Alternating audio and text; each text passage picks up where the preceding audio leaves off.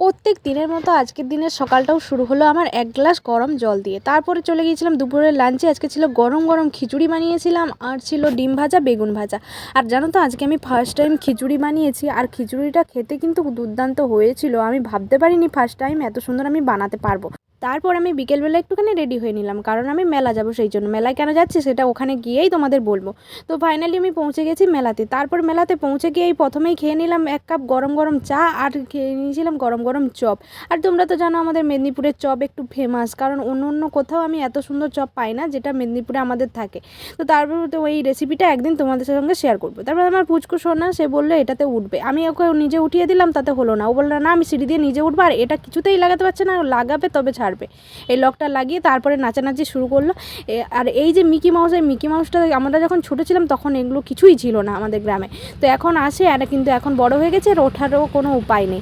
তো তারপরে একটু নাচানাচি করলো, নাচানাচি করার পরে তারপরে আমি বললাম চলো এবারে চলে যাই। তো এবারে আমি তোমাদের কেন এসেছি, আমাদের এই যে দোকান দিয়েছে সবুজ সাথী রেস্টুরেন্ট, দেখতে পাচ্ছ এটা আমাদের দোকান। এমনকি এই আগের দিকে এই দোকানটাও আমাদেরই।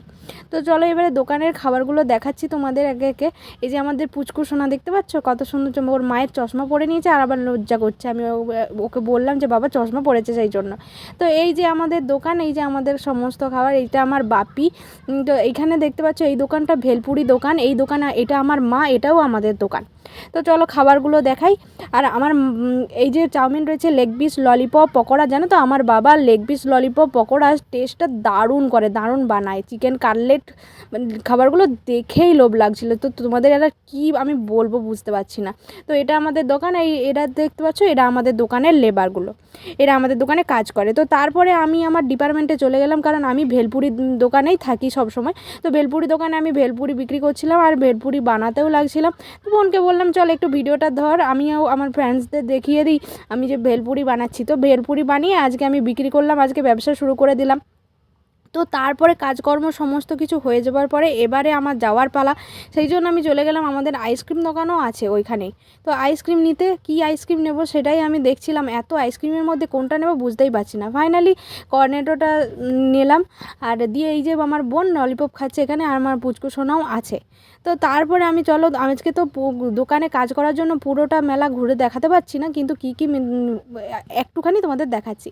এই সাইডে পুরোটাই মিষ্টি দোকান, মানে খাবার দোকানই রয়েছে আর পুরোটাই মিষ্টি দোকান। মিষ্টিগুলো কত সাজিয়েছে দেখেছো, আমাদের এখানকার মেলা এরকমই হয়। কালকে আবার আসবো, কালকে তখন তোমাদের আমি আর বাদ বাকি পুরোটা দেখাবো।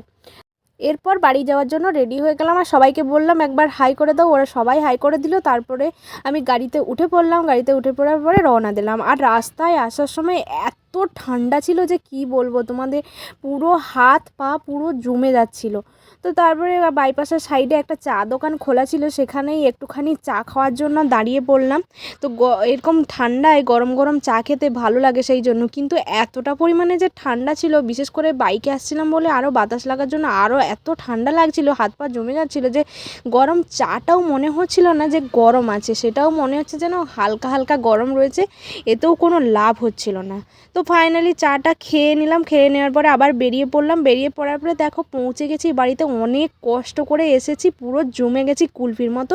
তো আজকের জন্য এই পর্যন্তই, টাটা সবাই।